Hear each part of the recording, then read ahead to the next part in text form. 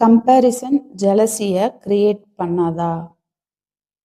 நம்மள விட இன்னொருத்தர் பெட்டரா இருந்தா அப்படின்னு சொல்லி கேட்டிருக்காங்க. இது வந்து பார்த்தீங்கன்னா, அ கம்பேரிசன் கம்பேரிசன் வந்து நம்ம எதுக்காகன்னா, அதாவது கம்பேரிசன் வந்து நம்ம மத்த மனுஷங்க கூட செய்யக்கூடாது. நம்மள நாமளே கம்பேர் பண்ணிட்டு, நாம வளர்ந்திருக்கோமா இல்லையா அப்படிங்கிறத நாம தெரிஞ்சுக்கலாம்.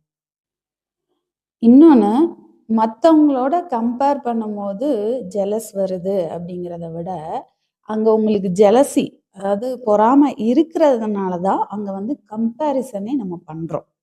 இதே நம்மள விட ஒருத்தவங்க கீழ இருக்காங்க அப்படின்னா, நம்ம கண்டிப்பா அங்க கம்பேர் பண்ணவே மாட்டோம். யார் நம்மள விட மேல இருக்காங்க அப்படின்னு நாம நெனைக்கிறோமோ, அ அண்டர்லைன் த பாயிண்ட் நாம நெனைக்கிறது.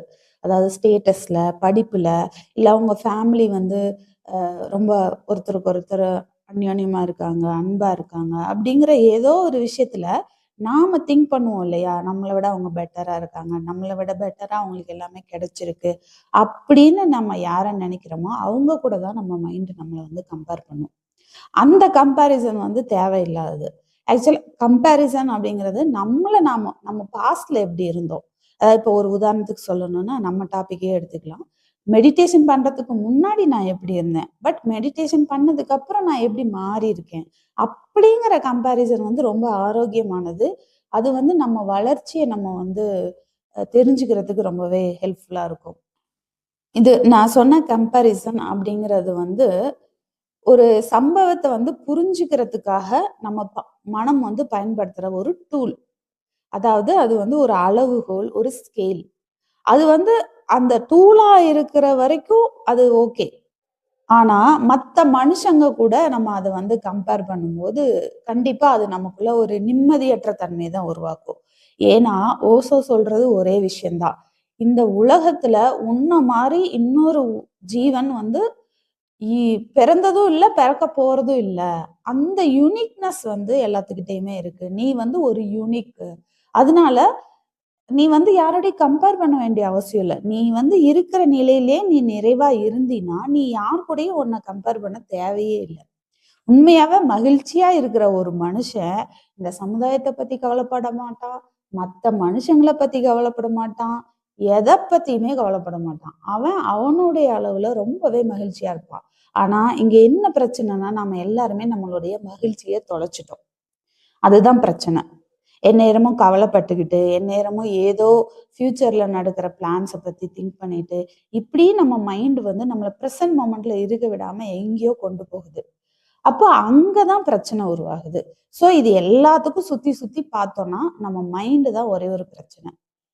அப்போ அந்த மைண்ட வந்து நம்ம பெருசா பொருட்படுத்த தேவையில்ல. ஸோ அந்த வகையில தான் கம்பேரிசன் வந்து நல்ல விஷயம். நம்மள நாம கம்பேர் பண்ணி பார்த்துக்கிறது. மத்தவங்க கூட கம்பேர் பண்றது தேவையில்லாத தலைவலி தான் உண்டாக்கும். அப்புறம் வந்து இன்னொருத்தர் கொஸ்டின் கேட்டிருந்தாரு. நாதபிரம்மா மெடிடேஷன் செய்யும்போது தாட்ஸ் அதிகமா வருது. பரவாயில்லையா? அப்படின்னு.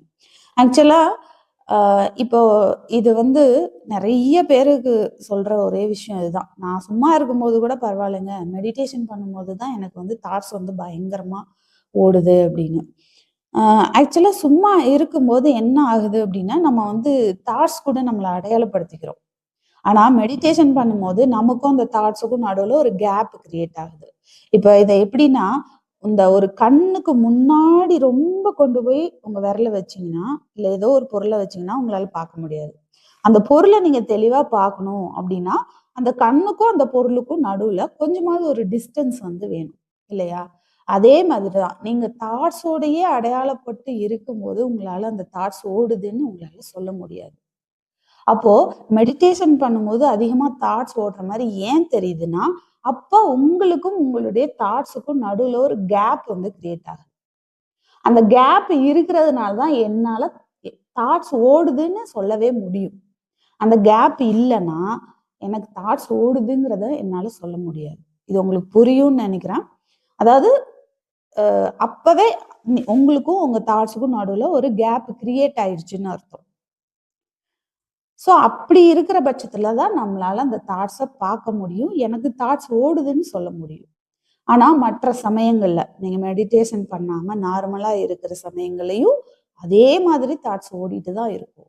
ஆனா அதுக்கும் நமக்கு கேப் இல்லாததுனால நம்மளால அத வந்து ஃபீல் பண்ணவே முடியாது. அது அங்க இருக்குங்கிறதே நம்மளால உணர முடியாது. நம்ம அந்த அளவுக்கு அன்கான்ஷியஸா இருப்போம். மெடிடேஷன் பண்ணும்போது அந்த அவேர்னஸ் வர்றது, கான்ஷியஸ் வர்றதுனால நம்மளால அத பார்க்க முடியும். இதுக்கு ஓஷோ வந்து அழகா ஒரு விஷயத்த சொல்லுவாரு. அதாவது ஒரு இருட்டான ஒரு ரூம் இருக்கு அப்படின்னா, நீ வந்து அங்க போய் ஒரு வெளிச்சத்த ஏத்துற, ஒரு விளக்க ஏத்துற. அப்ப வந்து அந்த ரூம் ஃபுல்லா ஒட்டடை, குப்பை, தூசி இதெல்லாம் இருக்கு. அப்போ நம்ம நெனச்சுக்கிறோம், அந்த விளக்கு வெளிச்சத்தினால தான் இந்த குப்பை, தூசி எல்லாம் அங்க வந்துச்சு அப்படின்னு. ஆனா இல்ல. அது ஏற்கனவே அங்க இருந்தது தான். ஆனா அந்த ரூம் இருட்டா இருந்ததுனால நம்மளால அந்த குப்பையவோ, தூசியவோ, ஒட்டடையோ பார்க்க முடியல. அந்த இடத்துக்கு ஒரு வெளிச்சத்த கொண்டு வந்தோன தான் நம்மளால அத பார்க்க முடியுது. இல்லையா? அதே மாதிரி தான் இந்த விஷயமும். அதனால தாட்ஸ் அடுத்த வாட்டி மெடிடேஷன் பண்ணும்போது அதிகமா தாட்ஸ் ஓடுது அப்படின்னு நினைச்சீங்கன்னா, உங்க மைண்டுக்கு நீங்களே சொல்லிக்கோங்க. இல்ல, நமக்கு அவேர்னஸ் அதிகமா இருக்கு. அதனால இந்த தாட்ஸ் ஓடுறதெல்லாம் நமக்கு தெரியுது அப்படின்னு. இது மாதிரி மெடிடேஷன்ல இன்னும் உங்களுக்கு ஏதாவது சந்தேகங்கள் இருந்தா, கமெண்ட்ஸ்ல வந்து பதிவு பண்ணுங்க. கண்டிப்பா என்னால முடிஞ்ச அளவுக்கு அதுக்கு நான் பதில் சொல்ல முயற்சி பண்றேன். நன்றி.